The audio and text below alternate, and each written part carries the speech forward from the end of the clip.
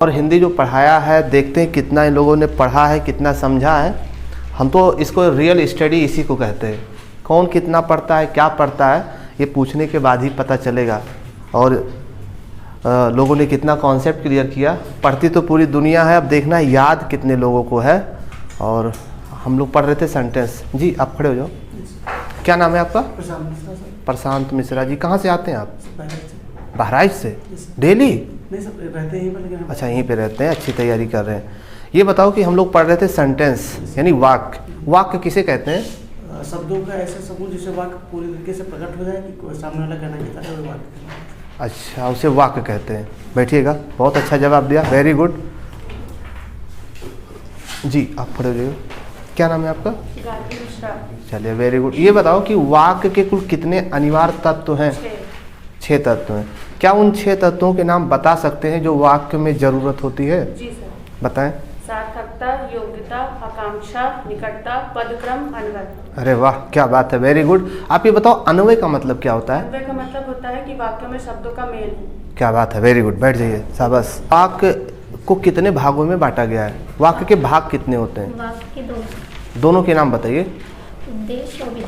उद्देश्य और विधेय। क्या बात है, वेरी गुड, बहुत अच्छा। आप खड़े हो जाओ। आप, क्या नाम है आपका? अच्छा ये बताओ उद्देश्य किसे कहते हैं?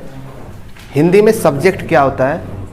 जिसके बारे में कुछ कहा जाए उसे भी उद्देश्य कहते हैं। जैसे जिसके बारे में कुछ कहा जाए उसे उद्देश्य कहते हैं। एक उदाहरण हम देते हैं, उसमें जो पेपर में पूछा गया, राजा दशरथ के 4 पुत्र थे। इस वाक्य में उद्देश्य की पहचान करो। राजा दशरथ, ये उद्देश्य है। वेरी गुड, बैठ जाइए। शाबाश, बहुत अच्छा जवाब दिया आपने, एकदम कॉन्सेप्ट क्लियर लग रहा है। आप खड़े हो जाओ। क्या नाम है आपका? चलिए बहुत अच्छा। ये बताओ विधेय किसे कहते हैं? जिस वाक्य में विधेय का। आराम से बताओ, बहुत ज़्यादा हड़बड़ाने की जरूरत नहीं, बहुत आराम से।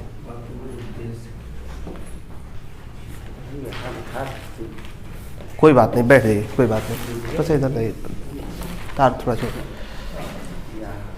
क्या नाम है भाई आपका? चलिए बहुत अच्छा। आप ये बताओ कि विधेय किसे कहते हैं?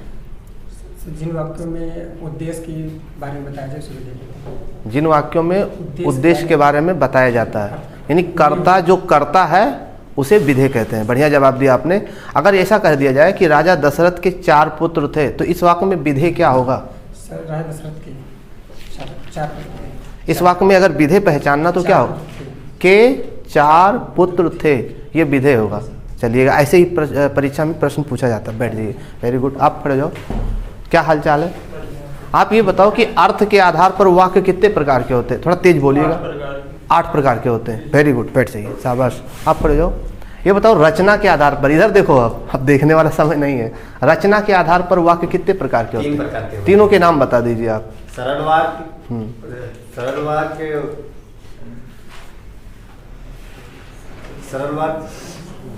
आराम से बताओ, आराम सरल से। वाक्य, संयुक्त वाक्य, वेरी गुड। मिश्रित वाक्य। हाँ, ये सही बताया आपने, वेरी गुड। होता है ऐसा, पढ़ते समय जो है इंसान को लगता है कि सारी चीज़ें क्लियर है, लेकिन जब पूछने लगो तो गायब होने लगता है।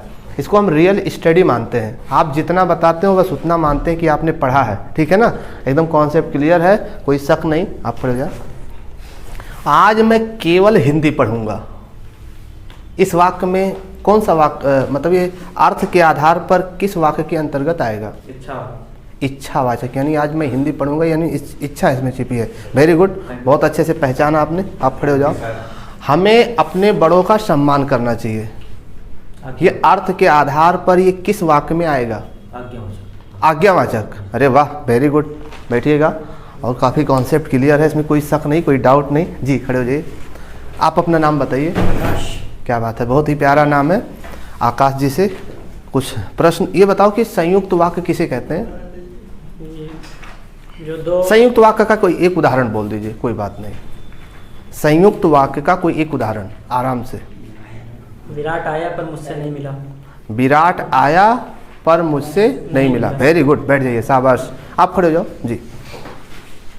अच्छा ये बताओ कि रचना के आधार पर वो कौन सा ऐसा वाक्य है जिसमें एक से अधिक समीपवर्ती क्रियाएं होती हैं? ऑप्शन दे देते हैं। क्या बताया आपने? एकदम कॉन्फिडेंट है? लॉक कर दिया जाए? वेरी गुड, बहुत अच्छा जवाब दिया, शाबाश। आप खड़े हो जाएं। अच्छा आपसे हो गया पूछा जी। क्या हालचाल है भाई? ठीक ठाक, बढ़िया बढ़िया। ये बताओ, उसने ज्यों ही दवा पी वह सो गया, ये रचना के आधार पर ये कौन सा वाक्य है? उसने ज्यों ही दवा पी वह सो गया, मिश्रित वाक्य है। क्या बात है, वेरी गुड। बैठ जाइए, आप खड़े जाए। छी, कितना गंदा स्थान है। ये जो है अर्थ के आधार पर किस वाक्य के अंतर्गत आएगा? एक मिनट आराम से, हम ऑप्शन दे देते हैं आपको। आज्ञावाचक, विस्मयवाचक, संकेतवाचक, संदेहवाचक, बताएं। विस्मयवाचक, बैठिएगा। वेरी गुड, बहुत अच्छा जवाब दिया आपने, काफ़ी मेहनत कर रही हैं, ठीक है कोई बात नहीं, ठीक है ना। अच्छा, लोग जब पढ़ाओ तब नहीं, लेकिन जब पूछने लगो तो लोग मतलब बड़ा ध्यान से पढ़ने लगते हैं, है कि नहीं? यही दिमाग अगर पढ़ते समय काम करे ना तो हम लोग बड़े विद्वान हो जाएं, है कि नहीं?